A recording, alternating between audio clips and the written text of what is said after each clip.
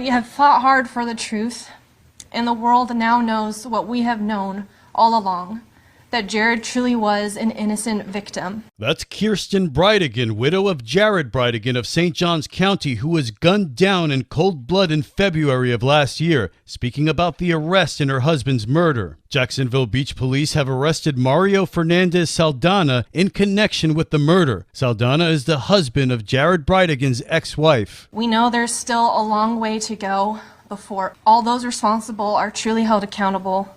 But today is a very significant day for our family. Jacksonville Beach Police Chief Gene Paul Smith recaps what happened to Jared. While driving on a dark stretch of Sanctuary Boulevard in Jacksonville Beach, Jared came across a tire blocking his route of travel. The tire was purposely placed there to make him stop, which he did. Tragically, he began to exit his vehicle to move the tire, and he was gunned down in cold blood. Earlier this year, police made their first arrest in the case. Henry Tenen was charged with second-degree murder and conspiracy to commit murder. Kirsten Bridegan says despite the arrest bringing her some relief, she remains angry that the father of 4 children was snatched from this world. Angry that they were walking free while we were grappling with the reality that Jared wouldn't be here for any future memories, vacations, or tender moments with our kids.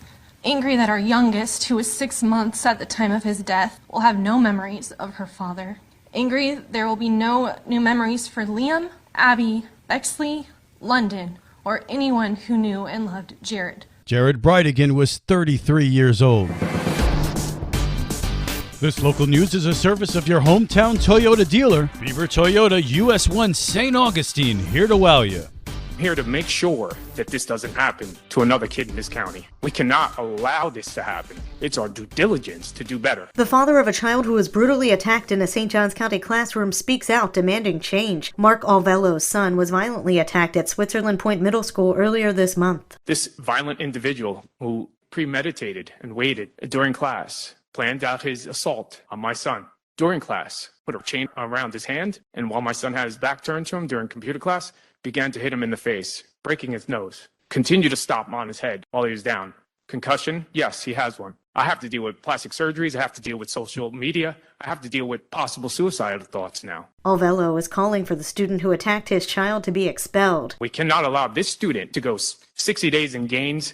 That's a badge of honor to cowards like this. He'll come back and brag about that. He has to be expelled from the county and be inconvenienced the same way we are now. Because now I have to look at private schools and possibly homeschool. Because I can't rely on the public school system to protect him. He's also calling for a reevaluation of school protocols to ensure all students are safe. Under district policy, serious assault is listed as a level 4 infraction, the most serious, and punishment ranges from suspension to expulsion, with the case possibly rising to criminal charges. The district had no comment on what discipline the student who committed the attack is facing. With St. Augustine's local morning news, I'm Amy Sherry. A St. Augustine City Commissioner had some suggestions for the Army Corps of Engineers on their Back Bay feasibility study. The study is a 3-year federal feasibility study that investigates coastal storm impacts on the city of St. Augustine and also explores economically viable and environmentally sound solutions to mitigate coastal storm risks. City Commissioner Barbara Blonder. Jason Hara from the Army Corps of Engineers gave a presentation on the study. I made a recommendation actually that the Guana Research Reserve staff become a cooperating agency because there's a tremendous amount of research that they facilitate and they conduct on site themselves and bring in people from all over the world, literally. And I wanted to make the Corps of Engineers aware of the fact that there is this wealth of information and that they could be exchanging that information as the Back Bay feasibility study moves forward. Blonder says good communication is key to the study. We've got 14 different neighborhoods, and each of those neighborhoods has a different culture, a different way of being a neighborhood. And I really want to encourage each of us to get out there, communicate about the Back Bay study, get concerns and positive recommendations, creative recommendations, and be the conduit to our staff so that they can represent that to the Corps as we move forward.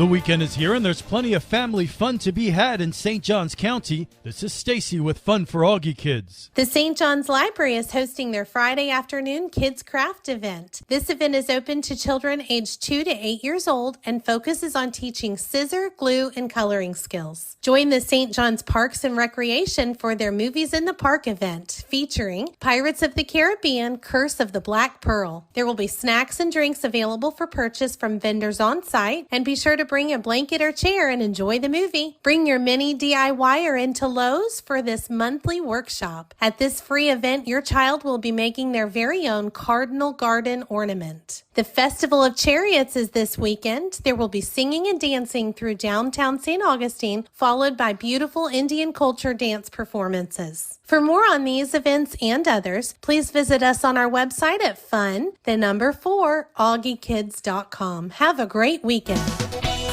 And now you're up to date with St. Augustine's local morning news. I'm Rich Carroll.